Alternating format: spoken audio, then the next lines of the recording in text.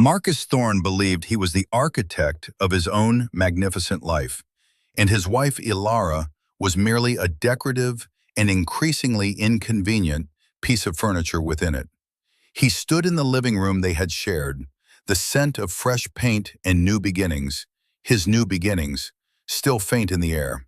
Across from him, Ilara held their son Leo, a tiny, perfect creature only 3 weeks into his existence.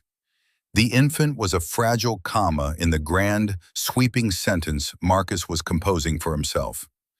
"It's just not working, Ilara," he said, the words polished smooth by hours of rehearsal in front of his bathroom mirror. He adjusted the cuffs of his bespoke shirt, a nervous tick masquerading as a gesture of confidence. "We're on different paths.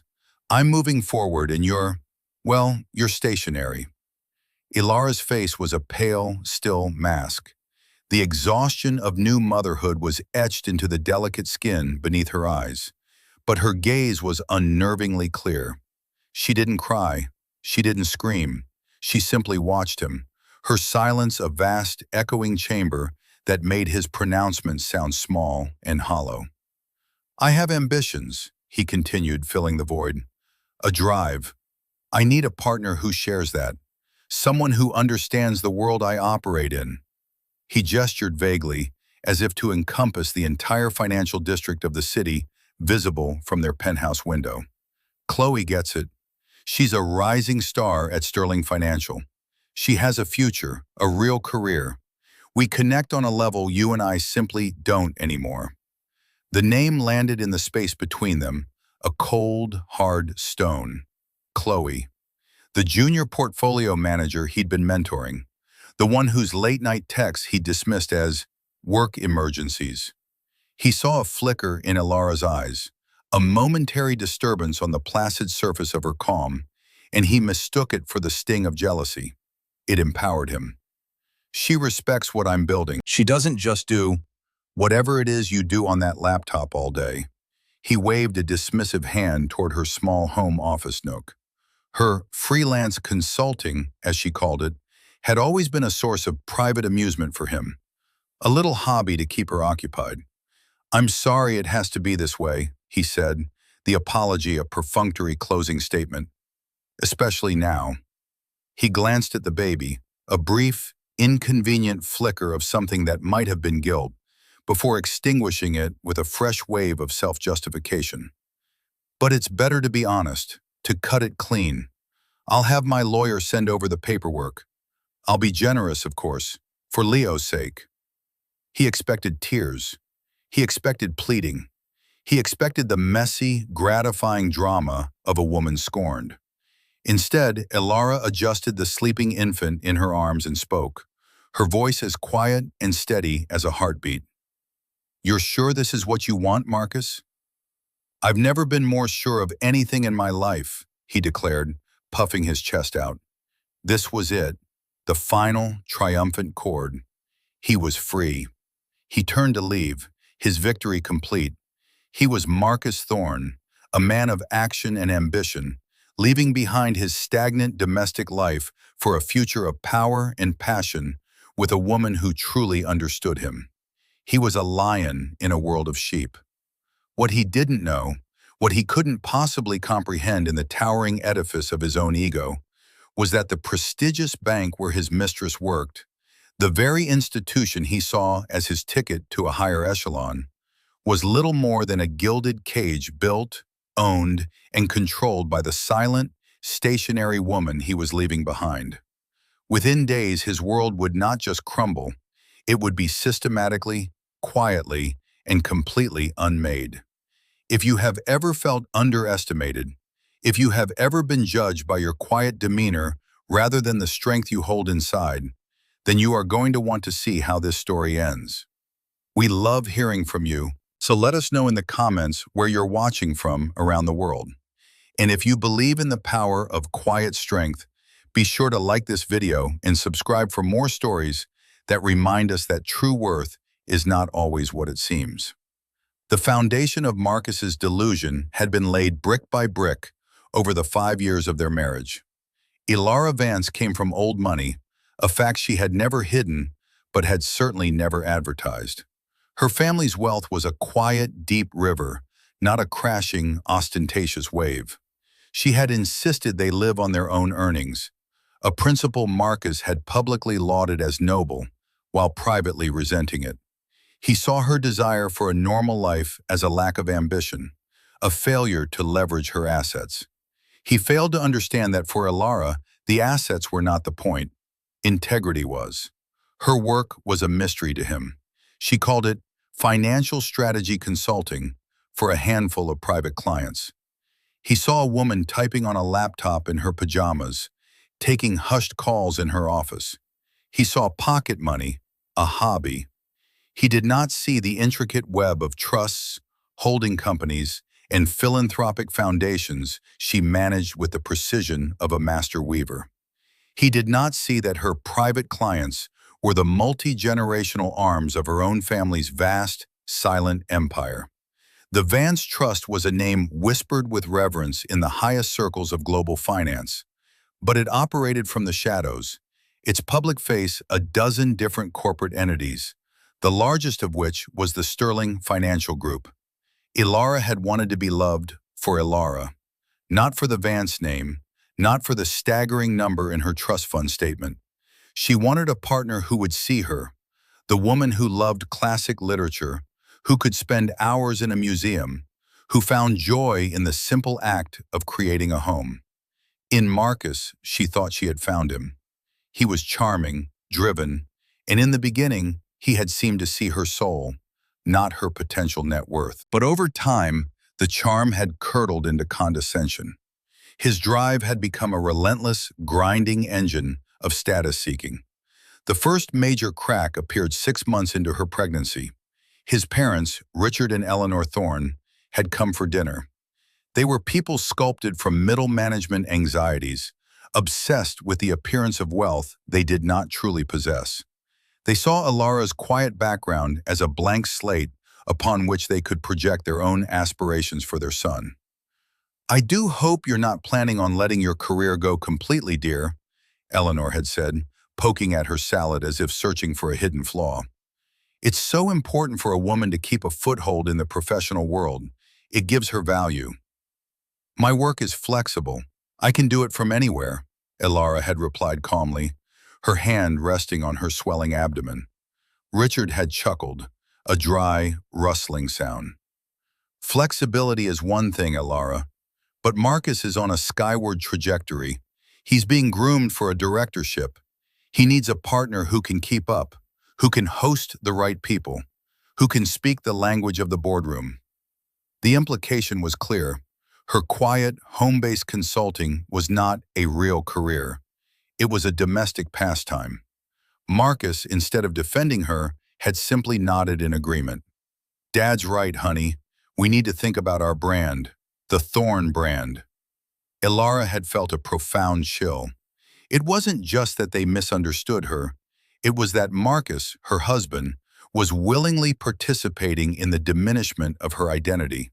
He was so blinded by the glittering mirage of C-suite success that he viewed his own wife through their narrow, judgmental lens. He saw her not as his partner, but as an accessory to his ambition, an accessory that was in dire need of an upgrade. After that dinner, his comments became more frequent, more cutting. He'd come home from the office, flushed with some minor victory, and look at her curled on the sofa with a book and a laptop with an expression of faint pity. "Another big day of consulting?" he'd ask, the sarcasm barely veiled. "Did you manage to balance the PTA's checkbook?" She never rose to the bait. She would simply smile faintly and ask about his day, allowing him to monologue about his triumphs, his office politics, the sheer brilliance of his strategies. She listened, and in her listening, she learned everything she needed to know. He was a man who measured worth in job titles and stock options. He saw love as a transaction, a merger of personal brands. He was building a life that looked impressive from the outside, but was hollow at its core. The birth of Leo should have been a bridge, a moment of shared awe that transcended ambition. For Ilara, it was exactly that. Holding her son for the first time, she felt a love so vast and primal, it reordered her universe.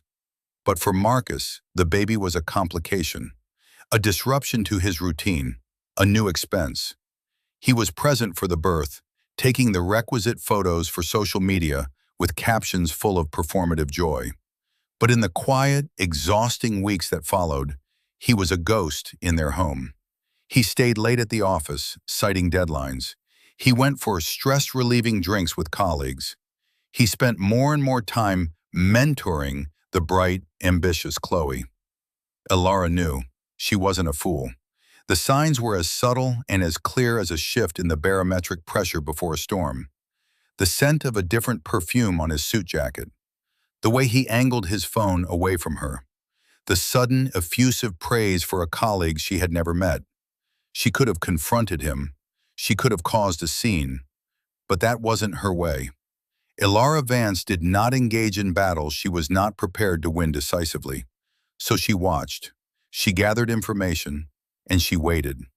In the desk drawer of her small office, beneath a stack of unassuming notebooks, was a single, heavy card made of matte black tungsten. It was featureless except for a small, elegant V etched in platinum. It was her founder's key, granting her unrestricted access to any Sterling Financial Group building in the world, and a direct line to its CEO. It was a symbol of a power Marcus could not even conceive of, a power he was about to discover in the most public and humiliating way possible.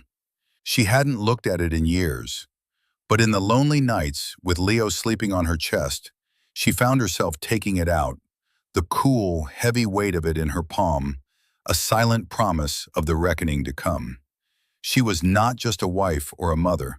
She was the architect of the very world Marcus so desperately wished to conquer, and he had just handed her the blueprints for his own demolition. The days following Marcus's departure were a strange symphony of grief and resolve. A part of Elara's heart, the part that had genuinely loved the charming man she'd married, ached with a profound sense of loss. She mourned the future she had envisioned, the family holidays, the quiet evenings, the shared joy of watching their son grow. But this grief was a clean, sharp pain, cauterized by the fire of his betrayal. It was the other part of her, the Vance part, that took control. It was a part she had kept dormant for years, a sleeping giant of strategic thinking and quiet, unshakable power. Her routine shifted. The hours when Leo slept were no longer for her own rest, but for work. Her small home office became a command center. The hushed phone calls were no longer with obscure financial advisors, but with a man named Arthur Sterling, the public-facing CEO of Sterling Financial Group, a man her father had mentored and who owed his career to the Vance family's patronage. Elara, Arthur's voice was warm but laced with concern on their first call. Your father would be displeased to hear about this situation. My father would expect me to handle it, Elara corrected him gently, her voice perfectly level. I'm not calling for sympathy, Arthur. I'm calling for information and cooperation. I need a complete internal audit of Marcus Thorne's division. I also need a discreet but thorough review of a junior portfolio manager named Chloe Jennings. Digital forensics, communication logs, everything. I have a suspicion her ambition may have led her to breach client confidentiality. There was a pause on the other end of the line. Consider it done, Elara. Discretion is assured. Will you be stepping back in, officially? Elara looked at her sleeping son, his tiny chest rising and falling in a rhythm of pure innocence. Not yet, she said. For now, I am just a consultant, but the time is coming for a more hands-on approach. I need all the data compiled and ready. I will let you know when and where the meeting will take place. Meanwhile, Marcus was living out the first act of his triumphant new life. He moved into a sleek, minimalist apartment that Chloe had helped him pick out. It was all glass and chrome, a place designed to be photographed, not lived in. He felt reborn. He was no longer shackled to the quiet, domestic world of Elara. He was with a woman who matched his energy, who spoke his language of acquisitions and mergers. Chloe was everything he thought he wanted. She was sharp, aggressive, and openly worshipful of his professional prowess. She saw him as the titan he believed himself to be. They would spend their evenings drinking expensive wine and dissecting the market, their conversations a heady mix of financial jargon and feverish ambition. "You're a legend at the office, you know," Chloe would tell him, her eyes wide with admiration. "Everyone says you're the next one to get a seat on the board." "The board is just the beginning," Marcus would reply, his chest swelling with pride. "We're going to build an empire, you and I." His confidence was absolute, his blindness total. He was a man running at full speed towards a cliff edge he couldn't see. He sent Elara a perfunctory text a week after he left. "Hope you and Leo are well. My lawyer, Mr. Henderson, will be in touch to schedule a mediation to sort out the financials. Let's keep this amicable for Leo's sake." The condescension dripped from every word. He was the one in control, the one dictating terms. He imagined Elara, lost and helpless, receiving this message. He pictured her calling her father in a panic, trying to figure out how to navigate this complex world she had always been sheltered from. Elara's response was a model of simplicity. "That's fine, Marcus. I have my own representation. Let's schedule the meeting at a neutral location. How about the main conference room at the Sterling Financial Headquarters?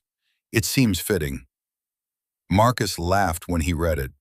It was so perfectly naive. She wanted to meet on his turf, in the very heart of his power. Did she think it would intimidate him?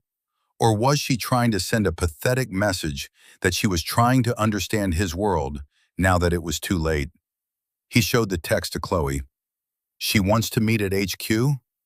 Chloe scoffed, a smug little smile playing on her lips. "Poor thing, she's in way over her head. My boss, Mr. Davies, runs that whole floor. I'll make sure he knows to keep an eye out for you.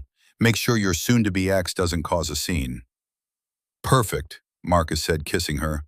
"It's good to have allies in high places." The date was set. In 2 weeks, they would meet in the top-floor boardroom of the Sterling Tower. Marcus spent the time preparing with his lawyer, planning his strategy to divest himself from his marriage as efficiently as possible. He was generous, he told himself. He would give her the house, a property whose down payment had secretly come from a Vance family trust, a fact he conveniently ignored, and a monthly stipend that he considered more than fair for a woman with no discernible career prospects.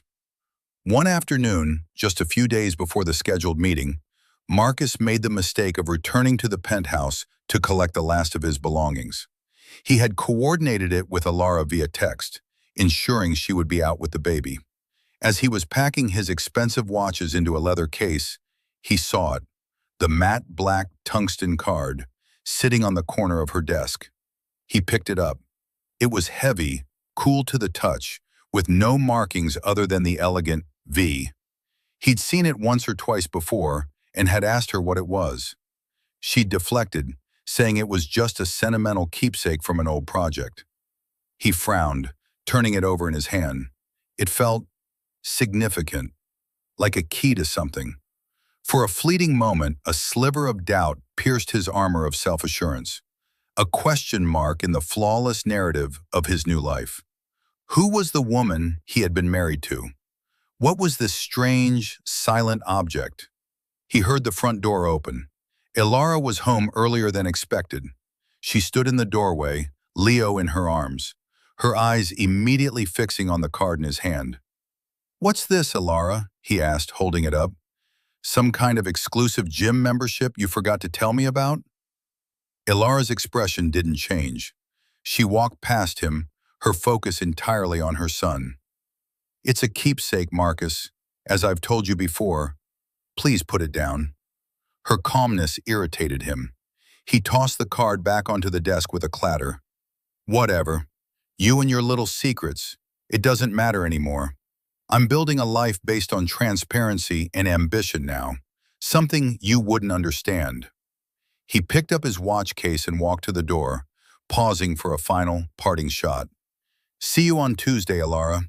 Try not to be too intimidated by the big building. I'll tell the receptionist to be nice to you." He left, the sound of the door closing behind him, echoing with a finality that he believed was his own. He didn't see Alara walk back to the desk. He didn't see her pick up the card, her fingers tracing the platinum V. He didn't see the look in her eyes, not of anger, not of sadness, but of cold, crystalline certainty. The intimidation he was so gleefully anticipating was coming. But it was not Ilara who would be its recipient. He had just walked out of his own home for the last time, utterly oblivious that he was about to walk into the ruins of his entire professional and personal life.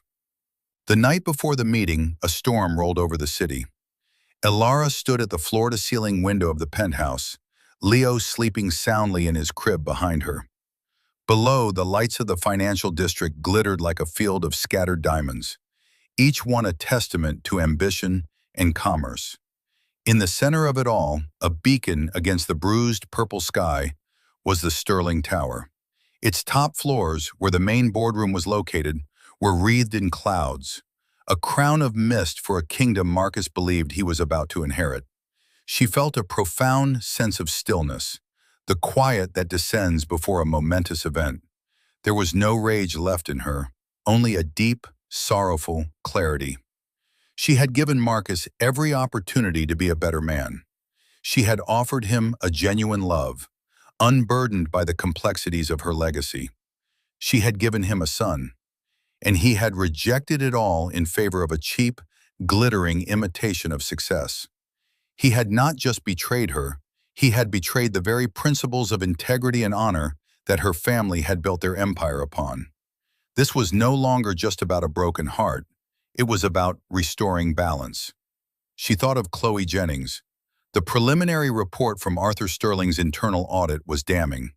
Not only had Chloe been feeding Marcus confidential client information to help him poach accounts, but she had also, in a staggering act of hubris, accessed Ilara's own private file. The file was mostly a decoy, a shell account with a modest balance designed for exactly this kind of situation. But the digital footprint was indelible.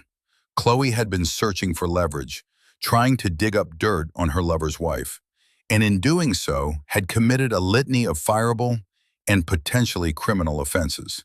Her ambition had been a weapon, and she had aimed it directly at the heart of the institution that employed her, utterly unaware of who its true guardian was. Ilara's phone buzzed. It was a text from her lawyer, a sharp, formidable woman named Evelyn Reed, who had served the Vance family for 40 years. "Everything is in place for tomorrow. The board is confirmed. Arthur will open the proceedings. Are you certain you wish to handle the primary presentation yourself, Ilara?"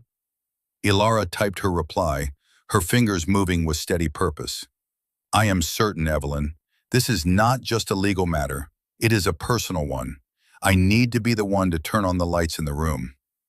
Across the city, in his sterile chrome apartment, Marcus was preening. He and Chloe were celebrating their impending victory with a bottle of champagne that cost more than most people's weekly grocery bill. "Tomorrow is going to be epic," Chloe said, her voice giddy. "My boss, Davies, is so excited to meet you formally.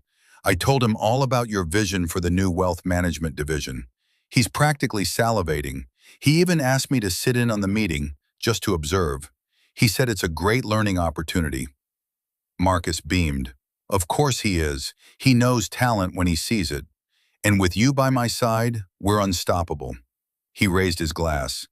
"To tomorrow, the first day of the rest of our lives, and to Ilara for making it all so easy." They clinked glasses, their laughter echoing in the sparsely furnished room. They were two actors in a play of their own devising, confident in their script, unaware that the theater itself belonged to the woman they were about to write out of the story. They were celebrating the eve of their coronation, while Ilara was quietly preparing for the abdication she would force upon them. The storm outside broke, and rain began to lash against the windows, washing the city clean. For Ilara, it felt like a baptism. For Marcus, it was an omen he was too arrogant to read. The morning of the meeting dawned bright and clear, the storm having scrubbed the city air clean. Marcus felt invincible. He wore his most expensive suit, a tailored armor of dark gray wool. He chose a tie the color of blood, a power tie. Chloe, dressed in a sharp professional dress that was just a little too tight, met him in the gleaming lobby of the Sterling Tower. "Ready to conquer?" she whispered, squeezing his arm. "I was born ready," he replied, flashing a brilliant smile at the security guard who waved him through. They rode the express elevator to the 60th floor, the executive level. The atmosphere was hushed, rarefied. The carpets were thick. The art on the walls was original, and the view was breathtaking. Marcus felt a surge of belonging. This was his world. His lawyer, a portly, self-satisfied man named Henderson, was already waiting outside the main boardroom. "Marcus, my boy, all set to bring this little domestic squabble to a swift conclusion?" "Absolutely, Bill," Marcus said, clapping him on the back. Chloe's boss, a nervous-looking man named Gerald Davies, scurried over. "Mr. Thorne, a pleasure. Chloe speaks so highly of you." He was already treating Marcus like a superior. "The pleasure is all mine, Gerald," Marcus said magnanimously. "Chloe is a rare talent. You're lucky to have her." The doors to the boardroom were opened by an assistant, and they all filed in. The room was magnificent, dominated by a single, colossal table of polished obsidian that reflected the cityscape like a dark mirror. At the far end, looking small and out of place, sat Ilara. Beside her was an older woman with sharp, intelligent eyes and silver hair pulled back in a severe bun. Evelyn Reed, though Marcus didn't know her name. He smirked. She had brought her own lawyer. How quaint. He strode to the opposite end of the table and took a seat. Henderson on his right, Chloe and Davies finding seats along the side, eager spectators to the slaughter. "Ilara," Marcus began, his voice booming with false cordiality. "Thank you for coming. I'm glad we can handle this like adults." Ilara simply met his gaze, her expression unreadable. "Hello, Marcus." Before he could continue his condescending preamble, the boardroom doors opened again. Marcus turned, expecting perhaps a junior associate with coffee. Instead, Arthur Sterling, the CEO of the entire Sterling Financial Group, walked in. He was flanked by the entire executive board, 7 men and women whose faces Marcus recognized from the pages of the Wall Street Journal. Marcus's jaw went slack. He shot a confused look at Chloe, whose own face was a mask of stunned disbelief. Davies looked like he was about to have a heart attack. Why was the entire leadership of the bank attending his divorce mediation? Arthur Sterling did not look at Marcus. He walked directly to the head of the table, to the empty chair beside Ilara. The rest of the board members took their seats, filling the long table. They all nodded respectfully, not to Marcus, but to his wife. "Ms. Vance," Arthur said, his voice resonating with authority, "thank you for calling this meeting. We are all here as you requested. The board is ready to hear your proposal." The world tilted on its axis. "Ms. Vance? Proposal?" Marcus stared, his mind struggling to process the scene. This wasn't his meeting. This wasn't his room. He was a guest, an intruder. Ilara inclined her head slightly. "Thank you for coming, Arthur, ladies and gentlemen." Her voice, though quiet, filled the cavernous room, each word perfectly articulated, carrying an unmistakable weight of command. She reached into her briefcase and pulled out the matte black tungsten card. She placed it on the obsidian table. The soft clink it made was louder than a gunshot. "For those of you who may not be aware," she began, her eyes sweeping over the stunned faces of Marcus, Chloe, and their lawyers. "My name is Ilara Vance. My family's trust is the majority shareholder of this institution. Under the pseudonym E.M. Vance, I personally architected and funded the Quantum Analytics Division 15 years ago, which remains the cornerstone of our firm's predictive modeling. This card signifies my founder status." Silence. a thick, suffocating silence. Marcus felt the blood drain from his face. He looked at Chloe. Her makeup couldn't hide the ghastly, pale shock that had seized her features. She looked like she had seen a ghost. Ilara's gaze finally settled on Marcus. The placid calm was gone, replaced by a focused, diamond-hard intensity. "You said you wanted a partner who understood the world you operate in, Marcus," she said, her voice dropping to an almost conversational tone that was somehow more terrifying than a shout. "Welcome to my world. I own it." The statement landed, simple, devastating, final. The air in the room seemed to crystallize, every particle charged with a catastrophic revelation. Marcus Thorne, the self-proclaimed architect of his own destiny, found himself standing in the lobby of a skyscraper he had just discovered was a dollhouse. And the quiet, unassuming woman he had discarded was the giant who owned it. His mind was a maelstrom of denial and horror. It couldn't be true. This was a trick, a bizarre, elaborate power play. But the faces of the board members, the deferential posture of the CEO, the cold, hard certainty in Ilara's eyes, they formed a wall of irrefutable truth against which his ego shattered into a million pieces. You're lying," he stammered, the words catching in his throat. It was a pathetic defense, the last gasp of a drowning man. Ilara didn't even grace him with a direct reply. She turned her attention to the board. "The first item on the agenda is a review of personnel conduct within the Wealth Management Division." Her eyes flickered towards Chloe Jennings and her supervisor, Gerald Davies. "Mr. Davies, it has come to my attention that you foster a culture where client confidentiality is secondary to aggressive acquisition. More alarmingly, one of your junior managers, Ms. Jennings, has been using her position to illegally access confidential client files for personal reasons." Evelyn Reed, Ilara's lawyer, slid a thick file across the table to Arthur Sterling. "You will find in this report, Mr. Sterling, time-stamped logs of Miss Jennings accessing the private Vance family accounts, as well as the accounts of several high-net-worth individuals who were subsequently contacted by Mr. Thorne with unsolicited proposals. It is a clear pattern of corporate espionage and a flagrant breach of every compliance protocol we have." Chloe made a small, strangled sound. All the color had drained from her face, leaving a sickly, greenish pallor. I was just... Mr. Thorne asked me to..." "Be silent, Miss Jennings," Arthur Sterling commanded, his voice like cracking ice. He flipped through the first few pages of the report, his expression growing darker with every line he read. He looked up, his gaze first locking on the terrified junior manager, then on her supervisor. "Mr. Davies, you are suspended, effective immediately, pending a full investigation. Security will escort you from the building.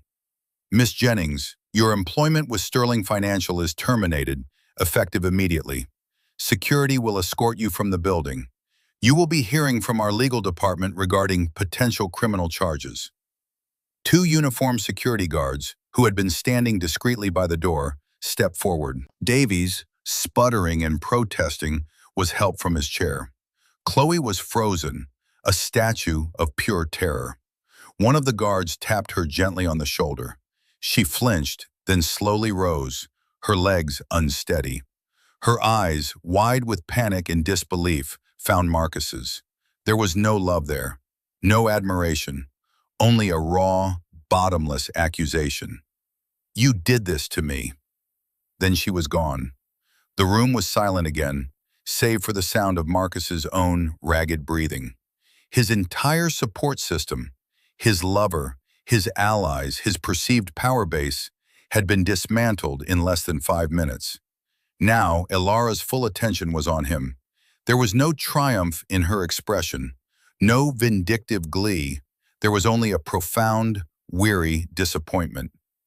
"You wanted to talk about financials, Marcus," she said, her voice soft but unforgiving. "Let's talk about them."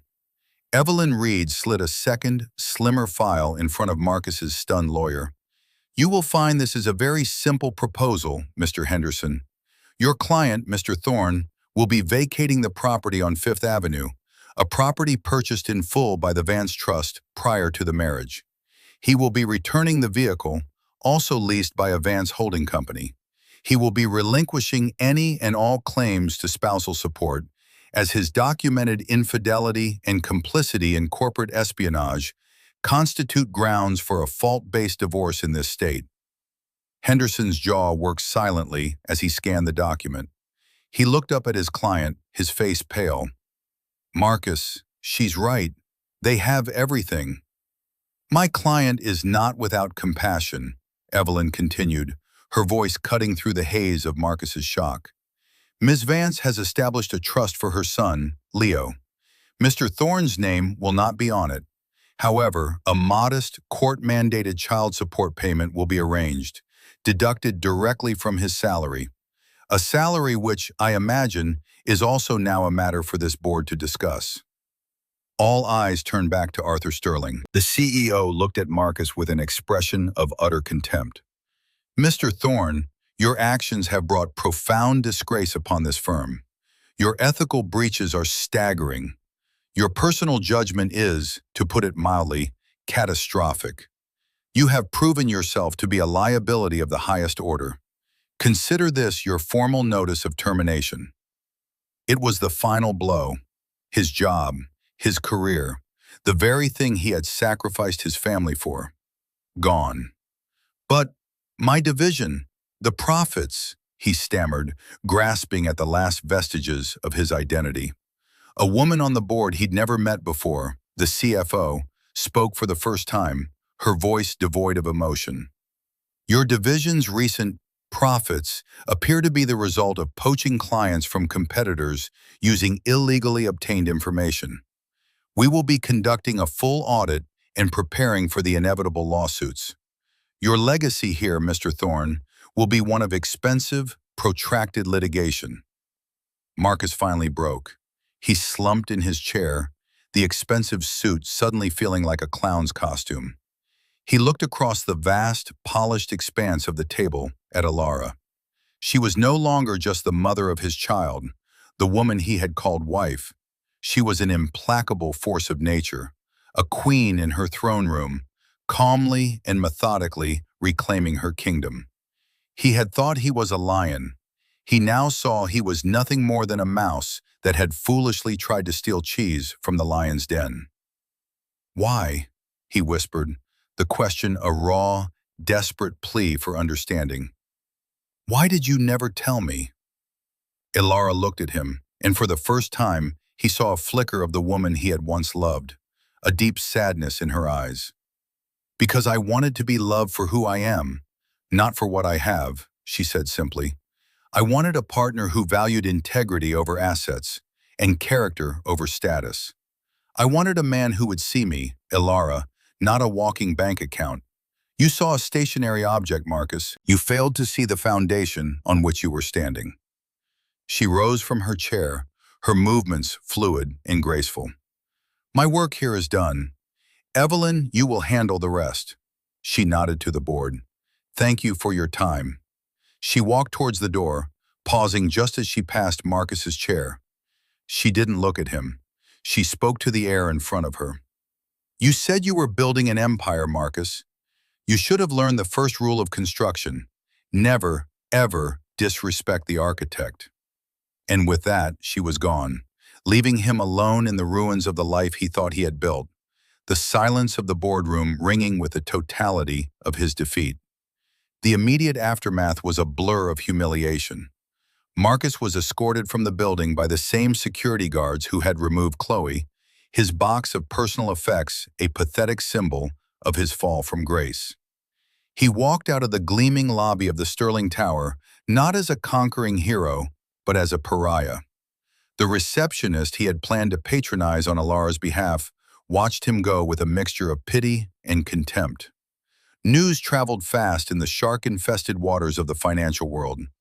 By the time his elevator reached the ground floor, his career was already an obituary being whispered in every corner of the industry. He tried to call Chloe. Her number was disconnected. He went to her apartment, the one they had chosen together, but the concierge informed him that Miss Jennings had arranged for an emergency moving service and had vacated the premises that afternoon. She had vanished, a ghost haunting the wreckage she had helped create. He was utterly, completely alone. His lawyer, Henderson, dropped him as a client an hour later via a curt email, citing a conflict of interest and wishing him the best in his future endeavors. The message was clear. No one wanted to be associated with him. He was radioactive. With nowhere else to go, he drove his now unauthorized company car to the only refuge he had left, his parents' house in the suburbs. Richard and Eleanor Thorne lived in a home that was meticulously maintained to project a level of success just beyond their actual means. Their reaction to his arrival, disheveled and broken, was not one of compassion, but of horrified indignation. He recounted the story in their perfectly appointed living room, his voice a monotone of shock. He told them everything: Ilara's hidden identity, the boardroom execution, the firings, the utter demolition of his life. He expected sympathy. He expected them to rail against the injustice of it all. Instead, his mother's first words were, "She deceived us. All this time, that quiet little mouse was a Rockefeller? She lied to you, Marcus. She lied to all of us." His father, Richard, paced the Persian rug, his face floored with anger. "This is a betrayal of the highest order. To think we had her in our home. We welcomed her, and she was playing a game with us. She let us believe she was normal." The word normal was delivered as if it were an insult. Marcus stared at them, a cold, dawning horror seeping into his bones. They weren't angry for him. They were angry for themselves. They were furious that they had been denied proximity to the immense wealth and status they so desperately craved. Their anger wasn't rooted in Ilara's supposed deception, but in their own failure to recognize and exploit her value. "She didn't lie," Marcus heard himself say, the words feeling foreign in his own mouth. "She just didn't say anything. She wanted us to like her for her." "And what's to like?" Eleanor scoffed. "She has no personality, no ambition. She just sat there judging us from her high horse of secret money. She set you up, son. She waited for you to make a mistake, and then she lowered the boom. It's monstrous." This was the moral mirror. In his parents' selfish, grasping reaction, Marcus saw the grotesque reflection of his own values. He had worshipped at the same altar of status and appearance. He had measured his wife by their flawed, superficial metrics and found her wanting. He had belittled her quiet nature, mocked her lack of overt ambition, and resented her for not being a flashy accessory to his career.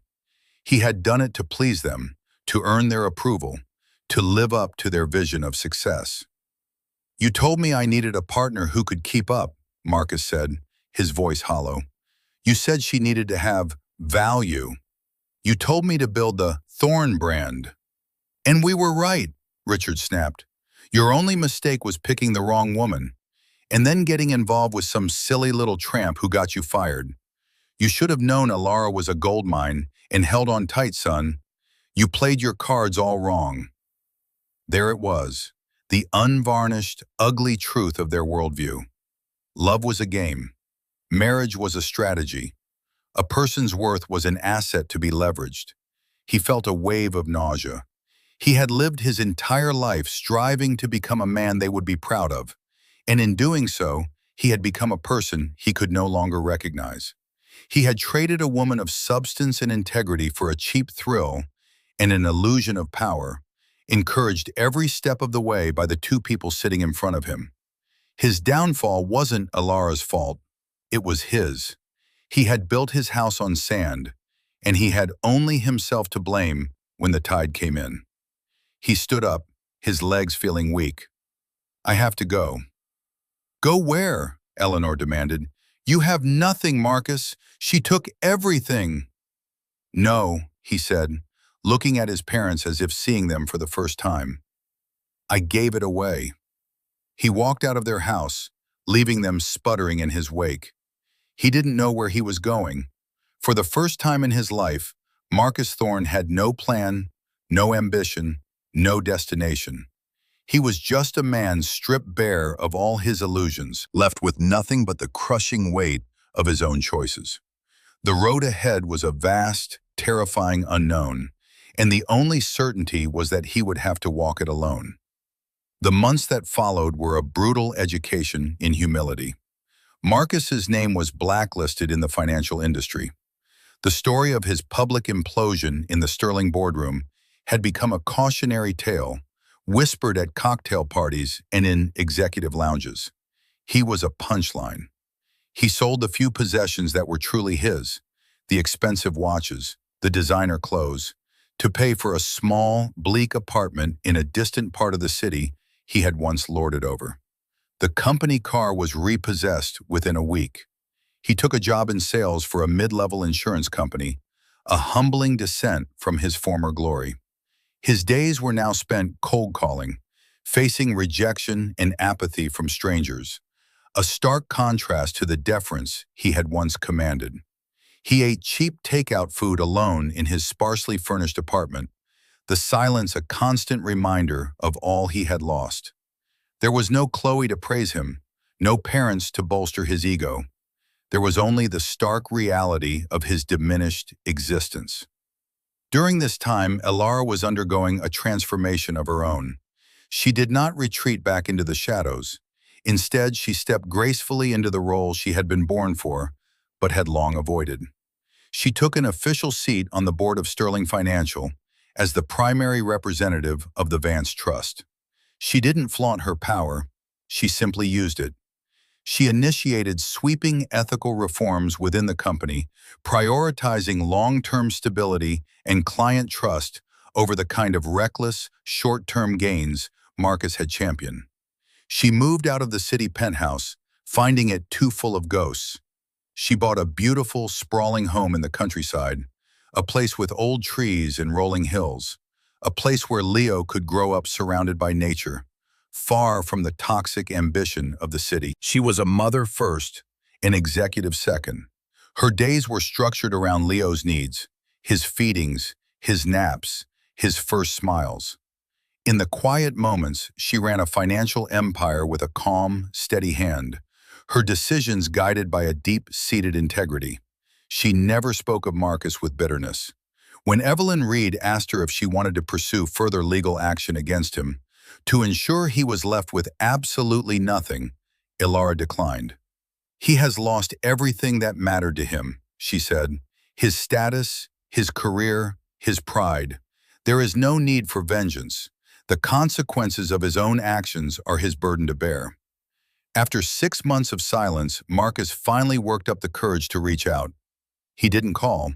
He wrote a letter, on plain paper, in clumsy, unpracticed handwriting. It was not the letter of a master of the universe. It was the letter of a broken man. "Elara, I don't expect you to read this, and I don't blame you if you don't. There are no words to properly express how sorry I am. Not just for what I did, but for who I was. I was a fool. I was arrogant and blind and cruel. I spent my whole life chasing a version of success that I thought the world wanted, that my parents wanted.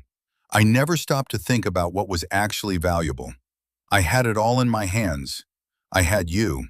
I had a son. And I threw it away for nothing, for a cheap ego boost in a corner office. I know I have no right to ask you for anything. I lost that right, but I am asking now, not for me, but for Leo. He deserves to know his father, even if his father is a man who made terrible mistakes. I want to be a part of his life, in any way you will allow. I will abide by any rules, any conditions. I just want to see my son. I am not the man I was. That man was a hollow shell. I'm trying to figure out who I am now. I don't have much, but I want to give whatever good is left in me to our son. Yours, Marcus." Elara read the letter several times, her heart a complex mix of emotions. The anger was long gone, replaced by a quiet sorrow for the man he could have been. She saw in his words the first, flickering embers of genuine remorse. He wasn't blaming her. He wasn't making excuses. He was taking ownership. She discussed it with Evelyn, who was, as always, pragmatic. Supervised visitation, to start, at a neutral location. We can draft an agreement that protects you and Leo completely. Alara agreed. A week later, Marcus stood nervously in a sunny public park waiting. He looked different. The expensive suit was gone, replaced by simple jeans and a worn sweater.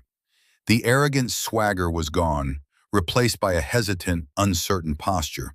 He looked older, tired, but his eyes were clearer than Alara had ever seen them. She approached, pushing Leo in his stroller. When Marcus saw his son, something in his face broke. A raw, unguarded wave of love and pain. He didn't rush forward. He waited, his hands trembling slightly at his sides. "Hello, Marcus," Alara said, her voice gentle. "Alara, thank you for coming," he said, his voice thick with emotion. He looked at Leo, now a chubby, gurgling 6-month-old. He's beautiful." "He is," she agreed. They spent an hour in the park. Alara sat on a bench while Marcus, under her watchful eye, knelt by the stroller, making his son laugh with silly faces. It was awkward and strange, but it was a start. He didn't ask her for anything. He didn't try to apologize again or win her back.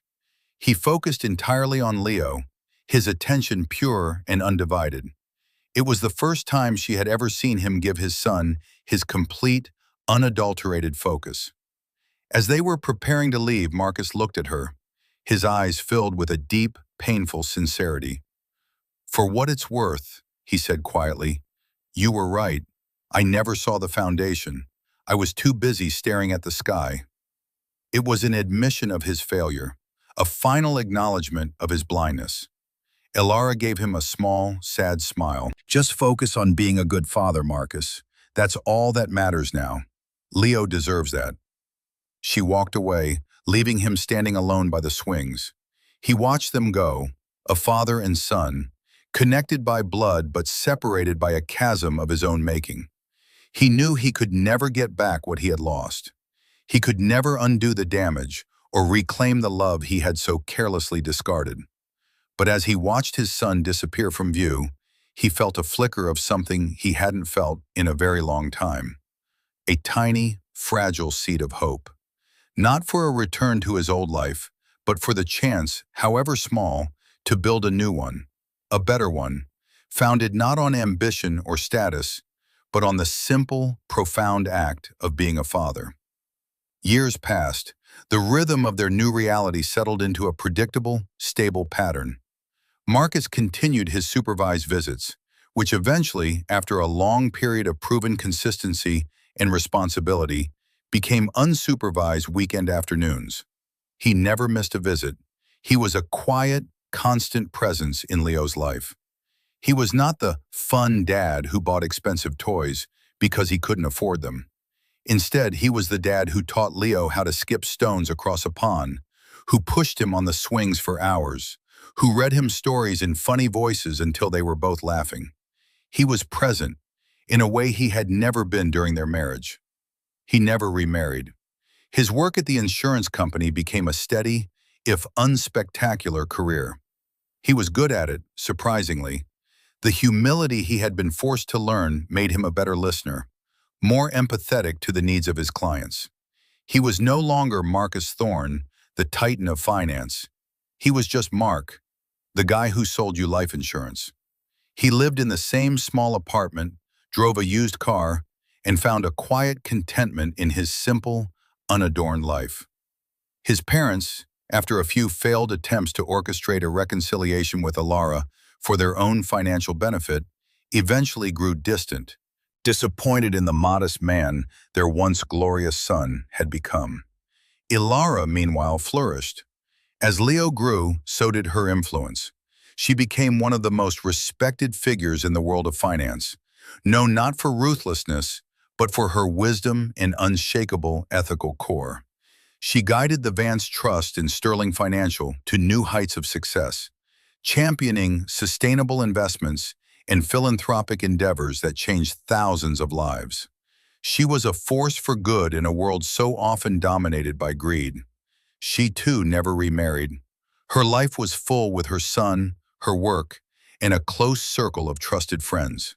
She had found a deep and abiding peace in her own strength, no longer feeling the need to hide any part of herself. She was Ilara Vance, mother, leader, architect. When Leo was 10 years old, he came home from a weekend with his father, looking pensive. He sat with his mother in the garden of their country home, watching the sun set behind the hills. "Dad told me about what happened," he said quietly, "about why you're not together anymore." Ilara's heart clenched, but she kept her voice calm. "Oh, what did he tell you?" "He told me he was a fool," Leo said, picking at a loose thread on his jeans. "He said he thought being important was the same as being good. He said he didn't know how to see what was real, and that he lost the best thing in his life because of it. He said, you were a queen, and he was just a loud man in a shiny suit." Leo looked up at her, his eyes, so like her own, full of a child's earnest curiosity. "He cried when he told me. I've never seen Dad cry before." Ilara reached out and smoothed down her son's hair. "Your father made some very big mistakes, honey, but he has spent the last 10 years trying to be a better man, and that is a very hard thing to do. The most important thing is that he loves you very much." "I know," Leo said, "and I love him, but I'm glad I live here with you. It's better here." In that simple, honest statement from her son, Ilara found the ultimate vindication. Her victory wasn't in the boardroom that day. It wasn't in Marcus's downfall or her own ascent. Her victory was here, in this peaceful garden, with a son who felt safe, loved, and understood what truly mattered. She had built a life for him based on the very principles Marcus had scorned: integrity, humility, and quiet strength. Later that evening, long after Leo was asleep, Ilara sat in her study, looking out at the moonlit landscape. She thought of Marcus, not with anger or pity, but with a sense of distant, resolved finality. His story was a tragedy of his own making, but it had ended not in utter ruin, but in a quiet, painful redemption. He had lost an empire, but had, in the process, perhaps found a soul. She had learned something too. She had learned that hiding her strength to make others comfortable was a disservice to herself. True partnership wasn't about diminishing oneself, but about finding someone strong enough to stand in the full light of who you are and not be intimidated. Her life was a testament to the idea that true worth is not loud. It doesn't need applause or recognition. It is a quiet, steady foundation upon which a life of meaning can be built. She had wanted to be loved for herself, and in the end, she had discovered the most important love of all, the love and respect she had for the woman she had become. The architect had not only reclaimed her kingdom, but had built a new one, more beautiful and enduring than she could have ever imagined. Ilara chose to build a future based on grace and integrity rather than on the bitter satisfaction of revenge. She showed that the greatest power lies not in destroying an enemy, but in building a better world from the wreckage they leave behind. What do you think? Is true strength found in forgiveness or in ensuring that justice is served to its fullest extent? Let us know your thoughts in the comments below. Thank you for joining us for this story. If it resonated with you, please give it a like and subscribe to our channel for more tales of hidden strength, quiet triumphs, and the enduring power of character. We are grateful to have you as part of our community. Until next time, remember that your value is not determined by the opinions of others, but by the integrity with which you live your life.